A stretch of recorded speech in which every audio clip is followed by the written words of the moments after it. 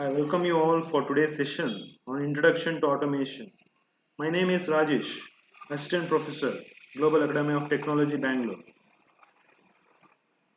Automation is a very familiar word in today's industry because most of the companies like electrical power generation, oil refinery, chemical industry, steel mills, plastic industry, cement industry, automobile industry, etc. follow automation.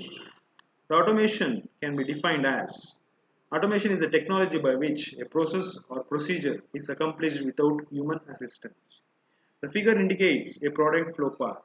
Here, the starting point is supply of a raw material, which is converted to a final part through a process, and the process can be of manual operation or automatic operation.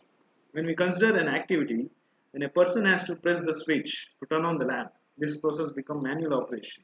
When a person enters the room, the lamp automatically switches on. This process becomes automatic operation. So, in just a word, automation can be automatic control of a process. Broadly, the automation is classified into two types, semi-automation and fully automation. Semi-automation, it is a process that is performed by the combined activity of a man and a machine. Fully automation, system of operation or controlling a process completely through a combination of sensor, computer and communication systems that functions automatically without requiring human activities or very limited control by the driver. Example is a wrapping machine. So the video which I am going to show is a semi-automatic wrapping machine. Initially, the human assistance is required or taken to keep the box on the wrapping machine, and then one round of wrapping is done manually, and then the setting up of machine to hold the box, and finally machine take over in wrapping the box completely. And also you can see how the wrapping is done till it wraps the box completely. After the wrapping is being done, you can see the control panel where it is operated to control the speed of the table, and after the completing the wrapping, the machine is switched on or off so that the process is completed. So another video which I am going to show for a fully automation, as you know that where the fully automation where uh, the controlling the process is completely automatic, where human assistance is not required. Example which I have taken here is fully automated stretch wrapping machine. You can see the setup of a wrapping machine where it consists of a controller unit, the box to be wrapped, and a conveyor belt drive and the wrapping machine. For the movement of the box from one point to another, the conveyor belt drive is used, and the box will reach to the wrapping machine table, and automatically the wrapping arm wraps the box from bottom to top and vice versa. It do the work until it wraps the box completely, and after the wrapping is been completed, the movement of machine table is automatically switched off and the table stops, and then the box is made to move to another conveyor belt drive so that the box is being dispatched.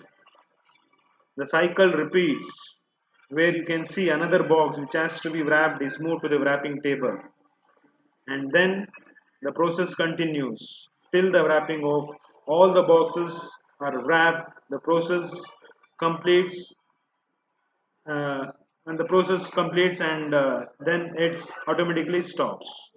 So by now you can able to say why automation is required.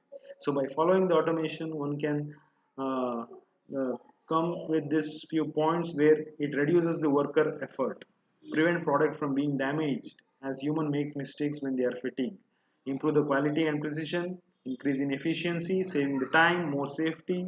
It is mainly suitable where the tasks require condition not suitable to human comfort. And in the overall, when we consider the advantage, it improves the working environment, no labor crisis, and increased production capacity. And when it comes to disadvantage, high initial investment is required for the setup of automation, less job opportunities, level of maintenance and power consumption is more for running the unit. Example of automation, In day-to-day life, we can see ATM machines starting of the vehicle, car wipers, and in industry, the painting robots in the automobile industry, automatic filling and capping machine, all come under automation. When we consider the automation in production system, it is broadly classified into three types. One is fixed automation, programmable automation, and flexible automation. So what do you mean by fixed automation? The fixed automation, it is a system in which the sequence of processing operation is fixed. The features of fixed automation is high initial investment of for equipment, high production rates, relatively inflexible in accommodating product changes. That is, only one type of components can be produced in fixed automation. Example, a bulb manufacturing. And another one, automation, is a programmable automation. In this, the production equipment is designed the capability to change the sequence of operations to accommodate different product configurations. The operation sequence is controlled by a program. So a new programs can be prepared and entered into the equipment to produce new products. And the feature of programmable automation is high investment, low production rate relative to fixed automation, flexible to deal with changes in product configuration, most suitable for batch production. Example, NC or CNC machine tools and industrial robots. And flexible automation is a third type of automation in industry. It is one that is capable of producing a variety of products with virtually no time lost for changeover from one product to the next. That is, the time required to reprogram and change over the production equipment for each batch of new product is not lost in this type of automation. And the features of flexible automation is high investment, continuous production, flexible to deal with product design variations. And example for this is flexible manufacturing system. And the example which I take for explanation is preparing chairs and table frames, where many processes will be integrated in one machine to produce different end products. You can see a video where we can see the flexible manufacturing system for production of chairs and table frames, where there are different operations are performed which is integrated with each other. So from bulk to single parts, and the positioning of that part to the respective place is being made. Next, after that, the rod is being bent. Because the concept what we are explaining is preparation of chairs, right? The tubes are taken, so the bending of the tubes will be taken place, and after all the tubes are bent, then it is being kept at some buffering zone, and that what we call it as buffering place. And you can see the preparation of the bending of tubes is been taking place. So after the bending of tubes has been done, it is been used to measure its quality, and then if it is okay, then it will be kept at flexible buffering zone, and next it will be sent to the laser cutting of single parts for to get the respective length. Then automated loading and unloading of parts in welding cells. So the rod will be placed in the arc welding machine so that the rods are being welded together. So this is what we can see here. Automated loading of fixture. If you want for different batch production, then the loading of fixture will be done. So next, the rod which has to be welded, it will be placed, and then uh, it will be welded. So you can see here, two different rods are being welded each other to form one single piece. So automated loading and unloading process takes place, and thereby there is no time lost taking place while the process is in running stage. Next, after the part has been welded, then it will be ready for finished product. You can see this is the frame for a chair, and next another part that is being supplied is a table frame. So their different product varieties will be produced by using this type of integrated operation system, that is flexible manufacturing system. So I hope people have understood about the all the three process. So for that, I have represented a graph with respect to a product variety and product volume.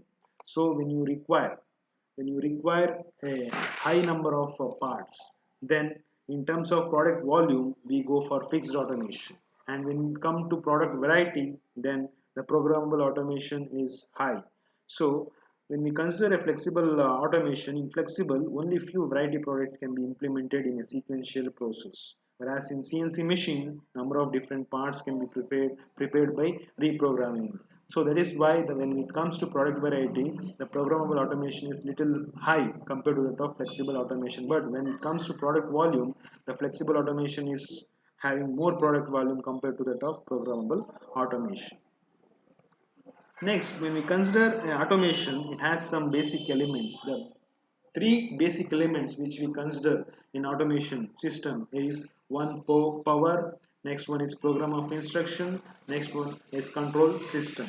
And by utilizing this, the process will be completed. So when we say power, the power which is being used to accomplish the process and operate the automated system. The principal source of power in automated system is electricity.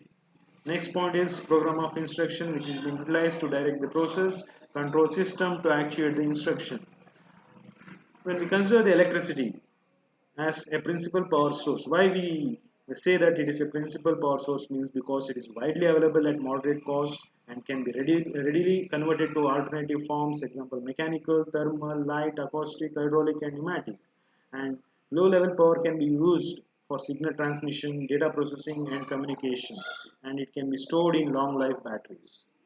So the power, when we say power in automation, it is required for two steps. One is power for the process and one is power for the automation. When we consider the power for the process, which is utilized to drive the process itself, loading and unloading the work unit, material transport between operation.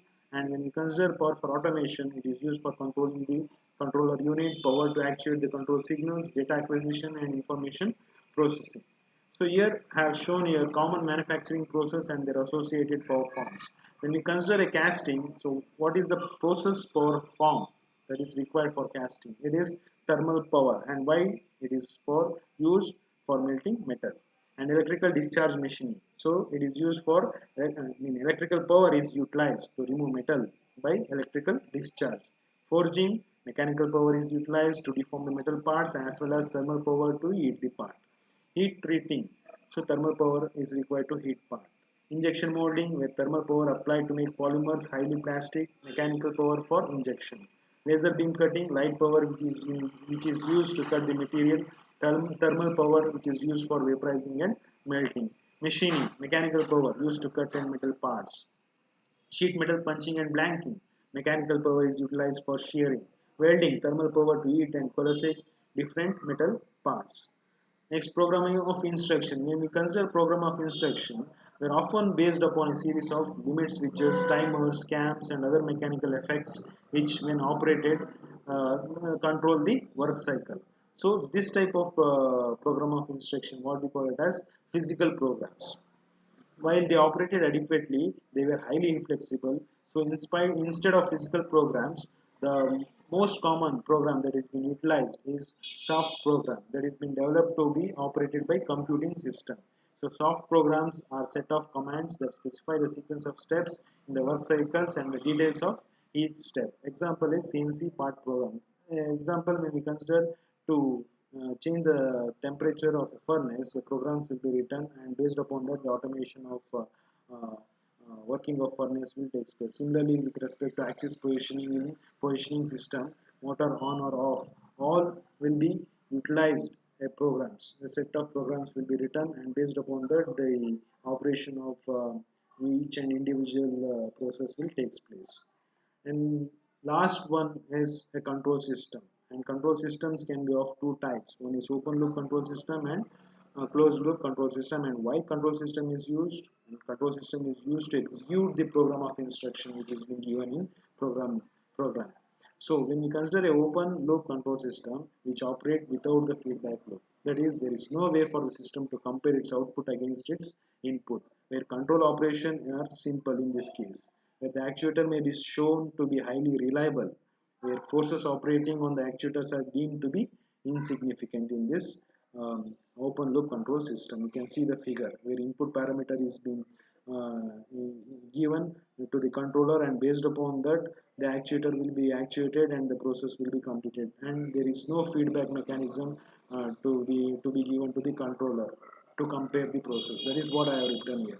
There is no way for the system to compare its output against its input. So this can be overcome by utilizing the closed loop feedback control system, where a system in which the output variable is compared with an input parameter, and any difference between the two is used to drive the output into agreement with the input. So you can see the input parameter is being supplied here, and based upon that the controller will be will be used to actuate the actuators, and when the actuator is being used the process will be controlled, and it will be uh, proceeded. And when the process is been proceeding, the output variable will be obtained, and that output variable will be sensed by the sensors and it will be given to the controller. And based upon the output variable and input parameters, the comparison will be made, and based upon that the actuators will be actuated by the controller unit. So that is the end of the slide, where we have discussed about the automation and broadly divided into semi-automation and fully automation. When we consider the uh, automation in industry, we can categorize it into production system. That is, in production system it is three types: fixed automation, programmable automation, and another one is flexible automations. And I've given the comparison between all the three, and I've shown some videos relating to the automation and FMS for flexible manufacturing system, flexible system. And when you consider the basic elements of a automation, it is grouped into three types. One is power, and another one is program of instruction, and another one is controller unit. So that is what it is of with today's class. Thank you.